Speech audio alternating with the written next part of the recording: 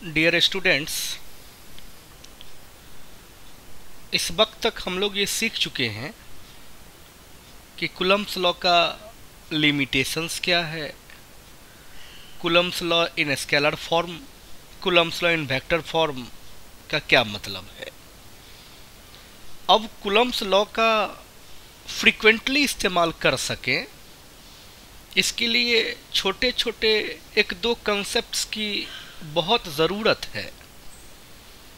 इसमें सबसे इम्पॉर्टेंट जो कंसेप्ट है उसका नाम है सुपरपोजिशन प्रिंसिपल।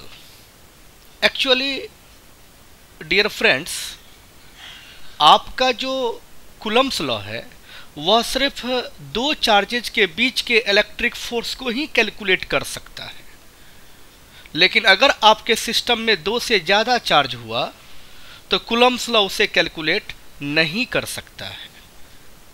एक सिस्टम है हमारे पास जिसमें 3 चार्ज हो सकते हैं, 4 चार्ज हो सकते हैं, 10 चार्ज हो सकते हैं, n चार्जेज हैं। तो उस सिस्टम के अंदर किसी एक चार्ज पे रेस्ट सभी चार्जेज के वजह से नेट फोर्स कितना लग रहा है, इसे आप सुपरपोजिशन प्रिंसिपल के थ्रू ही कैलकुलेट कर सकते हैं। ऐसे क्वेश्चंस को डायरेक्टली कूलम्ब्स लॉ सॉल्व नहीं कर सकता है। तो सीखते हैं सुपरपोजिशन प्रिंसिपल क्या होता है।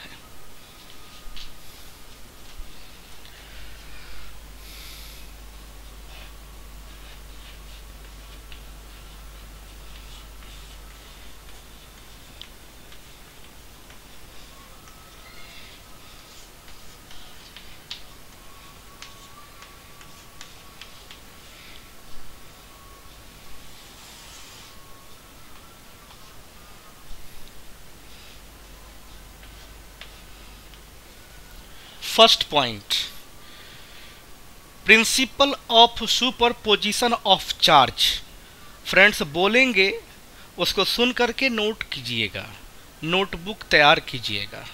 हम बात कर रहे हैं principal of superposition of charge. Principal of superposition of charge states that the force acting between any two charges is always independent from the presence or absence of other charges. Dear students, किसी भी दो charge के बीच का force बिल्कुल independent होता है उस system में अवेलेबल रेस्ट चार्जेज से। एज फॉर एग्जाम्पल, सोचिए कि हमारे पास दो चार्ज है, इस जगह पे Q1 है और इस जगह पे Q2 है। दोनों के बीच कोई मीडियम काम कर रहा होगा, कोई सेपरेशन होगा और आपने उस वक्त फोर्स कैलकुलेट कर लिया F। अब क्या हुआ अचानक से कि एक थर्ड चार्ज को आपने इसके नजदीक रख दिया। थर्ड चार्ज कहां पे आ गया? Q3 के नजदीक आ गया। तो हम ये कहना चाहते हैं इस वक्त कि Q1 और Q2 के बीच जो फोर्स काम कर रहा था तब जब Q3 नहीं था, जितना क्या Q3 के Q1 के नजदीक रख देने पर फोर्स उतना ही काम करेगा या फोर्स बदल जाएगा? तो हम कहते हैं आपका फोर्स उतना ही काम करेगा, फोर्स नहीं बदलेगा। इस Q3 को यहां से हटा करके आप Q2 के पास रख दीजिए। इस Q3 को यहां से हटा के आप इन दोनों के ठीक बीच में रख दीजिए। थर्ड चार्ज को इन दोनों के बीच, इनके सामने, इनके अगल बगल, इसके भी अगल बगल, जहां आपका मन करे आप वहां पे रख दीजिए। इससे इन दोनों चार्जेस के बीच के फोर्स पर कोई फर्क नहीं पड़ता है। इसी कंसेप्ट को principle of superposition of charge कहा गया है। एक बार फिर, my dear students, principle of superposition of charge states that the force acting between any two charges is always independent from the presence or absence of other charges। किसी भी दो charge के बीच जो फोर्स आप कैलकुलेट करते हैं वह force पर कोई प्रभाव नहीं पड़ता है उस सिस्टम में किसी तीसरे चार्ज को इंट्रोड्यूस कर देने पर भी। इसका ये मतलब हुआ कि अगर हमारे पास एक चार्ज है यहाँ पे Q1, यहाँ पे एक चार्ज है Q2, यहाँ पे एक चार्ज है Q3, यहाँ पे एक चार्ज है Q1, n चार्जेज है। कोई हो सकता है पॉजिटिव, कोई हो सकता है निगेटिव, कोई हो सकता है पॉजिटिव पॉजिटिव। तो हम एट ए टाइम किसी दो चार्ज के बीच ही फोर्स कैलकुलेट कर सकते हैं।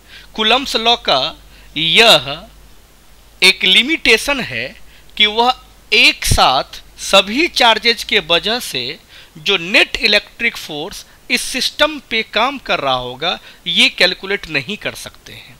आप कोई एक पेयर ढूंढिए जहां कूलम्ब्स लॉ का इस्तेमाल करके इलेक्ट्रिक फोर्स को कैलकुलेट किया जा सके।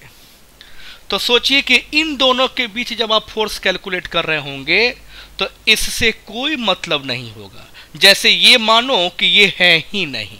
इन दोनों के बीच जब फोर्स कैलकुलेट कर लीजिएगा तब हो सकता है कि हम कहेंगे इन दोनों के बीच फोर्स कैलकुलेट कीजिए। जब इन दोनों के बीच फोर्स कैलकुलेट करेंगे तब इन दोनों से इससे कोई मतलब नहीं होगा। फिर उसी तरह से हम कहेंगे इन दोनों के बीच फोर्स कैलकुलेट कीजिए। जब इन दोनों के बीच फोर्स कैलकुलेट कर रहे होंगे तब इन सब चार्जेस से कोई मतलब नहीं होगा। अगर मुझे इन दोनों के बीच फोर्स कैलकुलेट करना है तो फिर हम इन दोनों के बीच फोर्स कैलकुलेट करेंगे, फिर उस वक्त इन सब चार्जेस से मतलब नहीं होगा।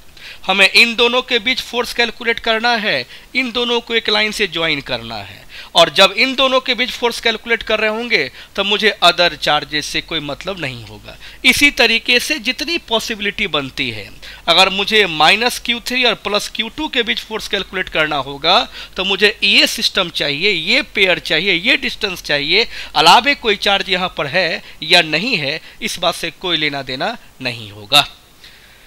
तो ये principal of superposition of charge कहलाता है। इसमें दो बात याद रखिए। पहला, कूलम्ब्स लॉ जब भी काम करता है तो हमेशा किसी दो चार्ज के बीच एट ए टाइम आप किसी एक पेयर का काम करेंगे, और दूसरा, आप जिस पेयर का काम कर रहे होंगे उसके आसपास कोई दूसरा तीसरा चार्ज भी हो तो उससे कोई लेना देना नहीं है। आप ये मान के चलिए कि वो है ही नहीं। इसे principal of superposition of charge कहते हैं। आप लाइन लिख लीजिएगा। आइए हम सेकेंड पॉइंट की बात करते हैं। सेकेंड प्रिंसिपल है friends, principle of superposition of force. अभी डिस्कस कर रहे थे principal of superposition of charge, अब डिस्कस कर रहे हैं principal of superposition of force.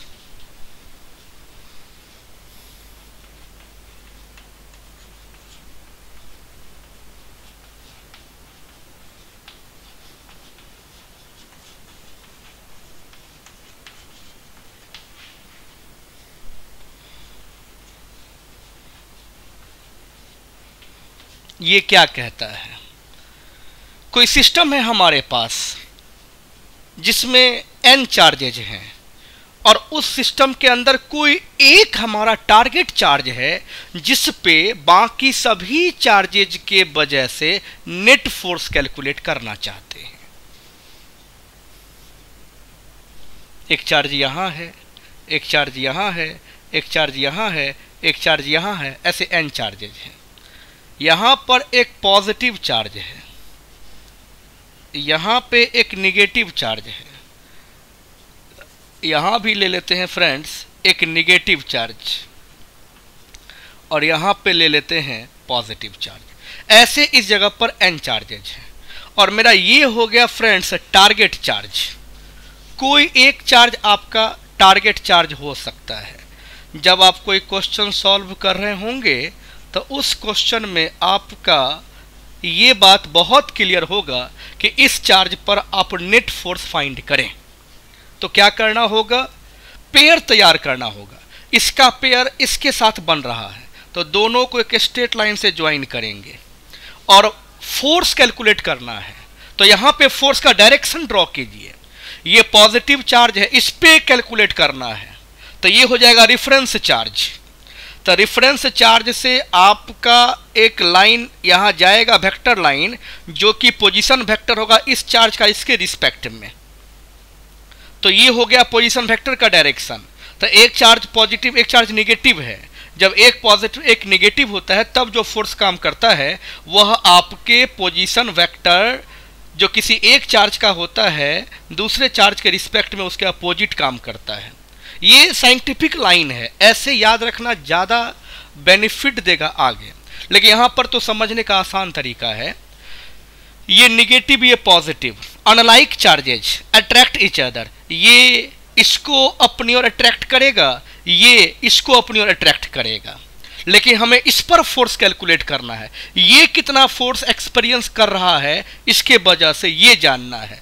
तो ये इस पर कौन सा फोर्स अप्लाई कर रहा है वो ड्रॉ करना है। ये इस पर कौन सा फोर्स अप्लाई कर रहा है ये नहीं ड्रॉ करना है। तो ये इसको अपनी ओर खींच रहा है तो ये डायरेक्शन होगा अलोंग द लाइन दिस। इसका नाम आप दे दीजिए वेक्टर एफ। किस पे लग रहा है, 1 पे। किसके वजह से, 2 के वजह से। एक पेयर का काम हो गया। अब सेकेंड पेयर बनाइए। तो इसका इसके साथ पेयर बनाइए दिस। अब फिर ये पॉजिटिव है और ये निगेटिव है तो ये इसको अपनी ओर अट्रैक्ट करेगा, खींचेगा। तो इस डायरेक्शन में एक और फोर्स काम करेगा। फोर्स का जब मैग्नीट्यूड कैलकुलेट करेंगे तो यहाँ से यहाँ के बीच का डिस्टेंस चाहिए। क्वेश्चन में इंफॉर्मेशन सफिशिएंट रहेगा।